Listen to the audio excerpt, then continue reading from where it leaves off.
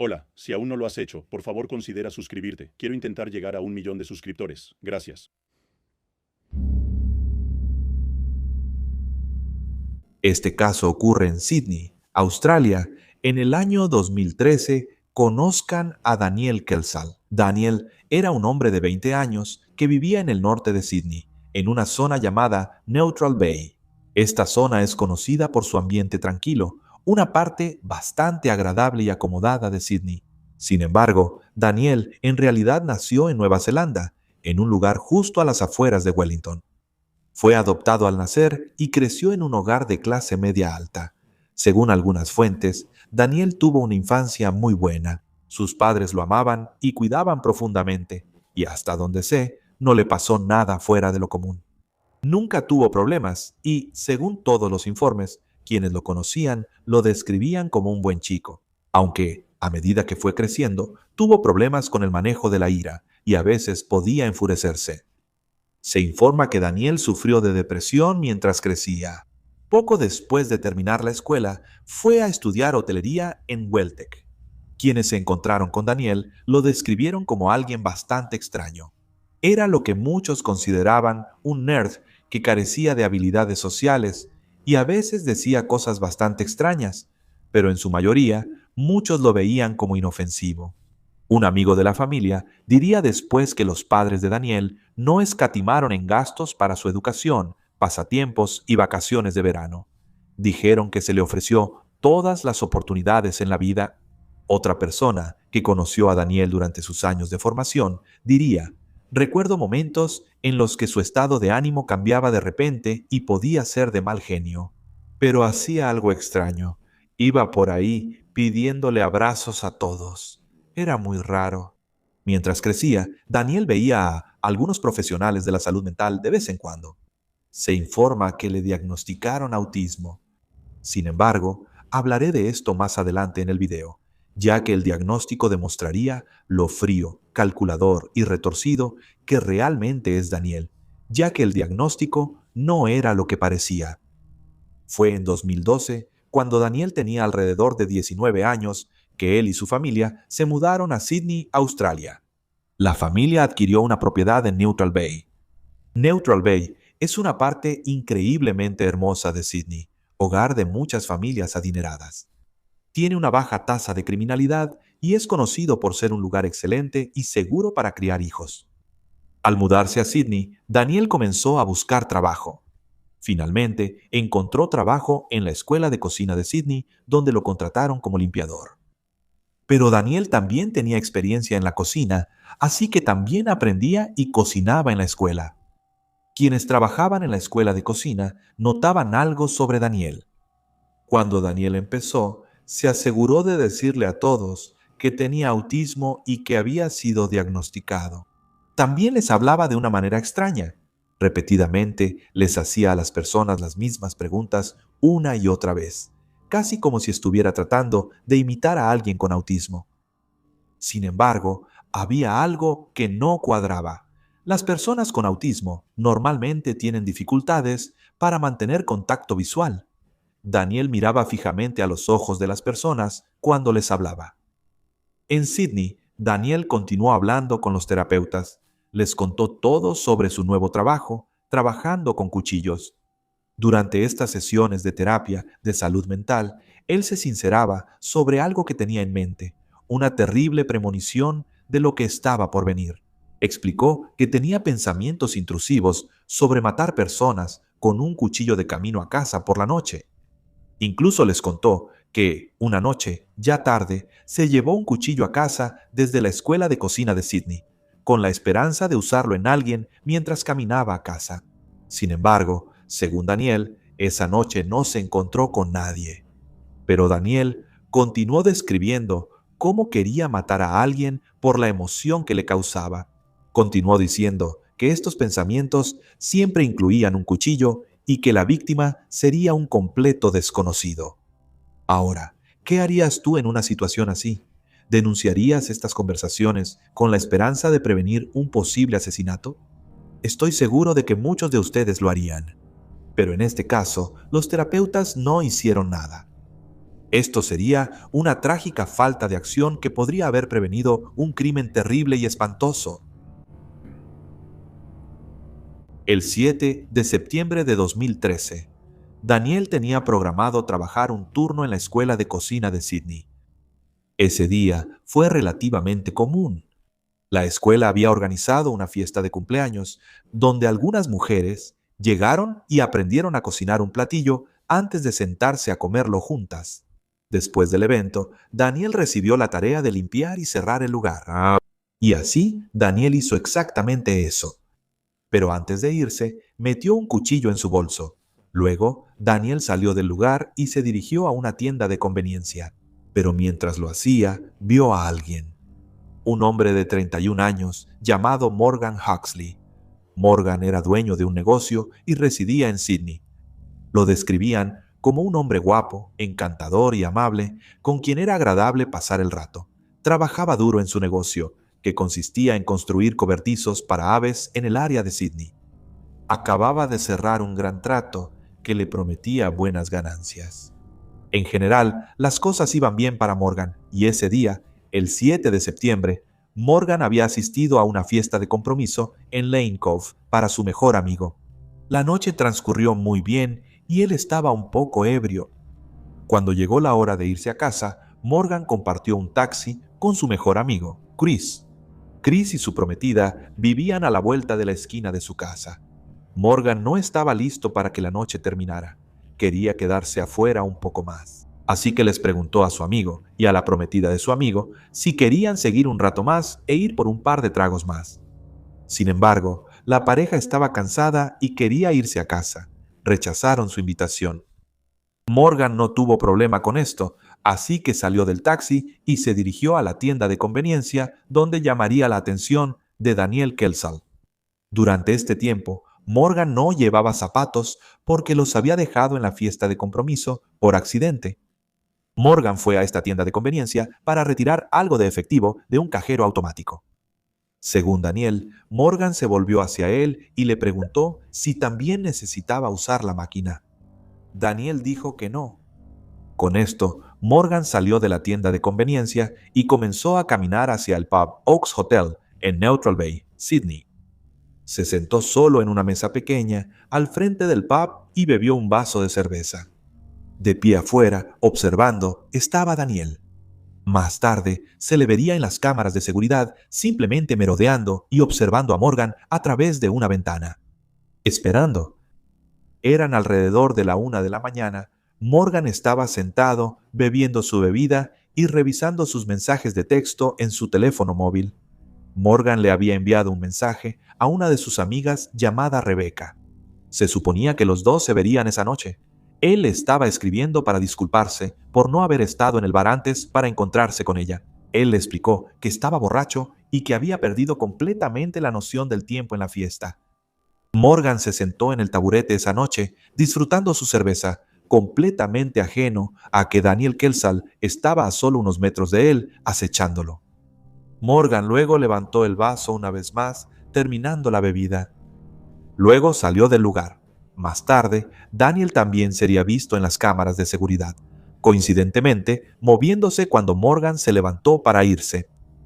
Mientras Morgan comenzaba a caminar a casa, Daniel lo siguió, incluso corriendo para alcanzarlo. Morgan no vivía muy lejos. Estaba en estado de ebriedad y debido a esto, no notó que Daniel lo seguía y acechaba. Cuando Morgan entró a su casa, se cree que dejó la puerta principal sin seguro por accidente. Al entrar, se puso un par de tenis para correr. Como mencioné antes, él estaba descalzo porque dejó los zapatos en la fiesta, así que se cree que Morgan en realidad tenía la intención de salir de nuevo y continuar la noche. Mientras Morgan estaba dentro de su casa, Daniel esperaba afuera, mirando y observando. Sin embargo, parece que Morgan pudo haber cambiado de opinión poco después. Morgan dejó la puerta de su habitación abierta y abrió una ventana de su cuarto antes de acostarse boca abajo en su cama y quedarse dormido. Morgan también tenía una sirvienta, una mujer llamada Jean. Jan se despertó en medio de la noche al sentir una corriente de aire entrando a su habitación. Esto se debía a que Morgan había abierto su ventana. Jan se levantó y cerró la puerta de su habitación. Unos momentos después, escuchó el sonido de alguien tocando la puerta principal de la casa. Jean esperaba a su novio esa noche. Sin embargo, su novio tenía una llave de la propiedad, así que asumió que quien estaba tocando no era su novio. Y con esto, Jan volvió a dormir. Quien estaba parado en la puerta tocando, por supuesto, era Daniel. Cuando nadie respondió a los golpes en la puerta, Daniel usó su ropa para cubrirse la mano y evitar dejar huellas dactilares en la perilla. Abrió la puerta y entró a la propiedad. Mientras Daniel caminaba hacia las recámaras, notó que una de las puertas estaba abierta. Esta habitación pertenecía a Morgan, quien en ese momento dormía profundamente en su cama. Daniel entró y vio a Morgan boca abajo en la cama. Se subió encima de él y comenzó a quitarle la ropa antes de tocar las partes íntimas de Morgan. Esto hizo que Morgan se despertara. Mientras Daniel miraba a Morgan en la cama, mientras éste despertaba, sacó el cuchillo de su bolso y lo levantó por encima de su cabeza. Luego procedió a apuñalar a Morgan una y otra vez. Apuñaló a Morgan alrededor de 30 veces en la cabeza, el cuello y la espalda. Lo hizo con tanta fuerza que cuando hundió la hoja en la cabeza de Morgan, una parte del cuchillo se rompió y quedó dentro de su cráneo. Daniel luego guardó la hoja de nuevo en su bolsa, tomó el teléfono móvil de Morgan y salió de su propiedad. A pesar de haber sido apuñalado en la cabeza, Morgan seguía con vida. Pudo reunir fuerzas para levantarse de la cama y arrastrarse hacia la habitación de Jean. Cuando Morgan llegó a la entrada de su propia habitación, soltó varios gemidos. Estos gemidos despertaron a la compañera de casa de Morgan, Jean. Jean salió de la habitación para ver qué era el ruido. Ella se volvió hacia la habitación de Morgan y miró hacia abajo, viendo a su amigo tirado allí en un charco de sangre con heridas graves por todo el cuerpo. Jean llamó de inmediato para pedir ayuda. Los paramédicos le indicaron cómo realizar RCP. Ella lo hizo mientras esperaba a que llegara la ayuda.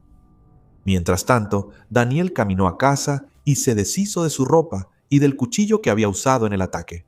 Los paramédicos llegaron pronto al lugar y Morgan fue llevado al hospital. Pero poco después de llegar, lamentablemente falleció a causa de sus heridas. La policía llegó al lugar y pronto comenzó una investigación. Los investigadores rápidamente encontraron los últimos movimientos de Morgan. Él estaba en el bar local y comenzaron a recopilar grabaciones de las cámaras de seguridad de la zona. Y lo que encontraron los dejó impactados y perturbados. En las grabaciones encontraron a un hombre que claramente estaba siguiendo a Morgan, alguien que incluso lo estaba observando a través de la ventana. Los investigadores sabían que quienquiera que fuera este hombre, al menos sabía algo. Notaron que el hombre que seguía a Morgan parecía estar usando ropa de chef, lo que les dio una pista. Así que los investigadores revisaron los restaurantes de la zona, preguntando a quienes trabajaban ahí si reconocían al hombre en las imágenes de las cámaras de seguridad. Terminaron preguntando en la escuela de cocina de Sydney. Alguien que trabajaba ahí confirmó que sabía quién era la persona en las imágenes. Les dijeron que era Daniel Kelsall. A los investigadores les dieron una dirección, así que fueron a la casa de Daniel con la esperanza de hablar con él sobre el horrible asesinato. Al ver a Daniel, los investigadores se sorprendieron bastante. No creían que una persona así fuera capaz de cometer el crimen. Sin embargo, por supuesto, necesitaban seguir esta línea de investigación antes de descartarlo. Daniel fue llevado a la comisaría, donde fue interrogado por la policía, y ahí confirmó que efectivamente era él quien aparecía en las imágenes de video. Le llamaba sin zapatos. No. No, en su cara, no. No, perdón, pero eso es lo que dijiste. El apodo que le ponía a esa persona era así, sin zapatos. Cenizas, ¿lo has visto antes? No, nunca. No que yo sepa. Lo siento, no que yo sepa, no. O sea, es posible que haya pasado, caminado, como que nos hayamos cruzado brevemente. Pero no lo sabes ahora. ¿Qué? ¿Qué? ¿Saliste a correr? Hace frío. Mamá siempre me dice que si tengo frío salga a correr. ¿Cuánto corriste? ¿Por cuánto tiempo? No muy lejos. ¿Qué tan lejos es no muy lejos? O tal vez, no lo sé, no sé, um,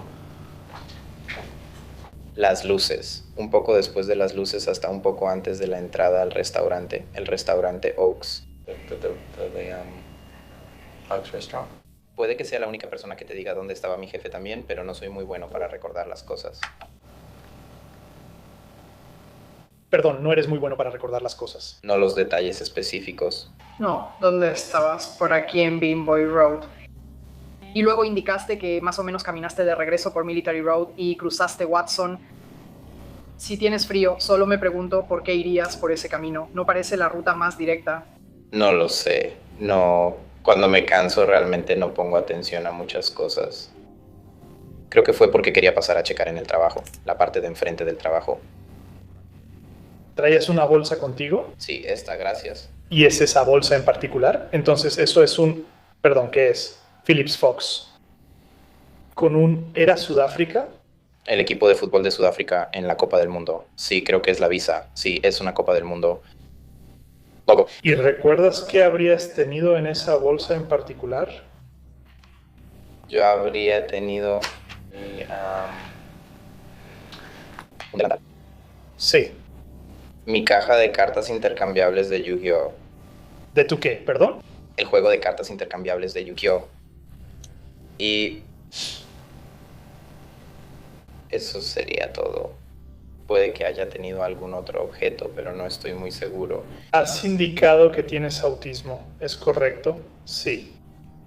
¿Qué quieres decir? ¿De qué tipo o cómo? No ha sido clasificado porque se detectó muy tarde en mi vida, así que ya me adapté a vivir con eso. No me he hecho pruebas concretas con mi psicólogo. He visto a un psicólogo y él me ha diagnosticado con esto. En realidad no sé qué nivel específico del espectro autista tengo, pero sí dificulta un poco mi funcionamiento en la vida diaria. ¿Cómo qué? No puedo distinguir un equilibrio. Perdón, no puedo medir nada de ningún tipo. Así que la medición del tiempo, la medición de objetos, cualquier tipo de medición, no puedo distinguirla instintivamente. Por ejemplo, ni siquiera puedo calcular algo como un pellizco de sal. Simplemente no puedo tomar siempre el mismo pellizco de sal. Entonces, si me pides 2 pellizcos de sal, no serán iguales. Me pediste que adivinara tu medida, no podría hacerlo en absoluto. No podría decirte que tienes esta altura porque simplemente no puedo saberlo. Daniel dijo que había visto a Morgan cuando iba caminando a casa. Notó que no llevaba zapatos. Dijo que habló brevemente con él en un cajero automático, pero la conversación fue corta. Luego le mostraron a Daniel un video de él merodeando afuera del bar y después unas imágenes de él corriendo hacia Morgan. Le pidieron que explicara 2 cosas. Primero, ¿por qué estaba merodeando afuera del bar buscando a Morgan? Y segundo, ¿por qué corrió tras él cuando salió del bar? Daniel afirmó que tenía mala memoria, especialmente cuando estaba cansado, y que corrió hacia Morgan porque su madre le dijo que saliera a correr si alguna vez lo llamaban. La policía consideró estas respuestas bastante extrañas. Se recuperaron algunas huellas dactilares y ADN de la escena del crimen, así que la policía le pidió a Daniel si podía proporcionar muestras de ADN y huellas dactilares para poder comparar la evidencia. Pero Daniel se negó. Daniel explicó que nunca había entrado a la casa de Morgan y que no sabía nada sobre el asesinato. Sin pruebas concretas que lo vincularan al crimen, Daniel quedó en libertad. Sin embargo, la policía creía que ya habían encontrado al hombre que buscaban. Solo hacía falta seguir investigando. Después de la entrevista con la policía, Daniel tenía programado ir a trabajar. Cuando llegó al trabajo, su jefe le preguntó si la policía había hablado con él, ya que acababan de estar en la escuela de cocina de Sydney en relación con el asesinato de Morgan.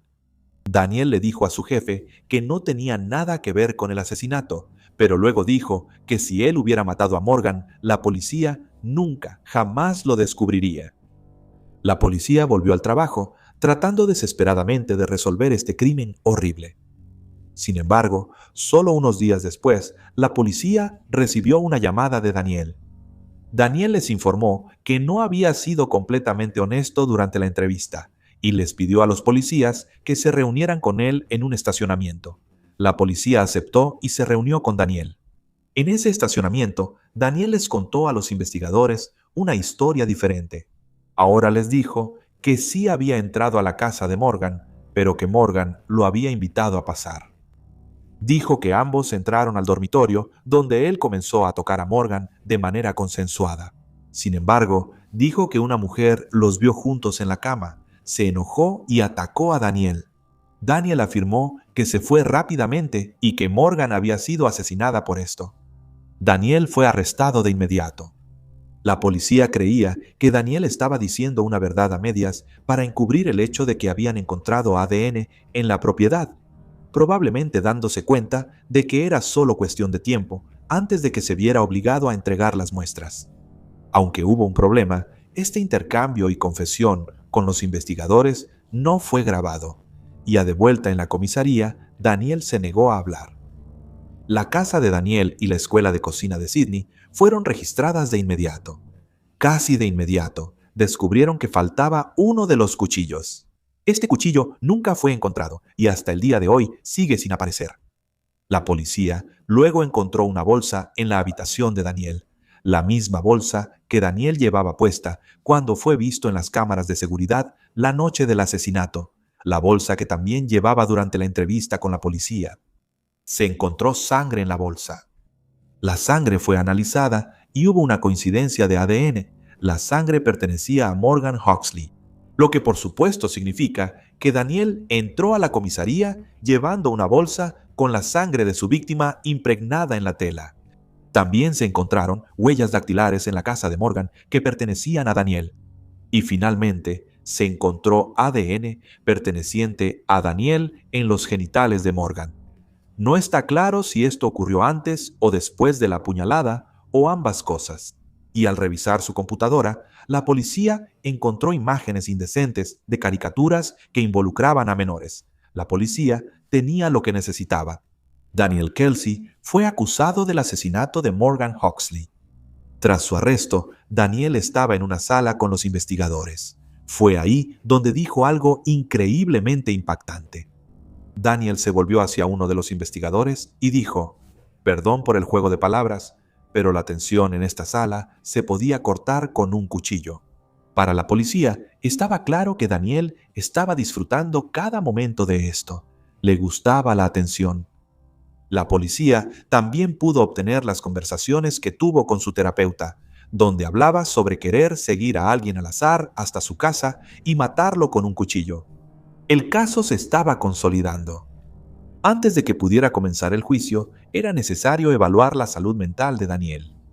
Cuando se realizó esta evaluación, Daniel se sentó y le dijo al experto en salud mental que tenía autismo y procedió a enumerar sus síntomas de la condición. Sin embargo, a pesar de enumerar estos síntomas, la experta notó que Daniel parecía estar haciendo un esfuerzo por actuar como si tuviera autismo, casi como si estuviera tratando de interpretar un papel, como si intentara convencerla de que realmente tenía la condición. Aunque la experta no se lo creyó. Se determinó que Daniel sabía distinguir entre el bien y el mal. Tenía una comprensión sólida de las emociones de las personas y creían que estaba mintiendo sobre su diagnóstico.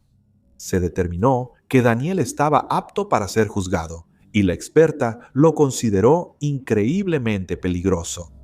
Luego salió a la luz que Daniel había intentado hacer algo similar a otra persona. Antes de matar a Morgan, Daniel había seguido a otro hombre hasta su casa.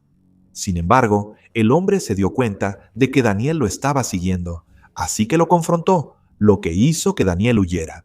Cuando arrestaron a Daniel y los medios empezaron a cubrir el caso, el hombre lo reconoció y se presentó ante la policía.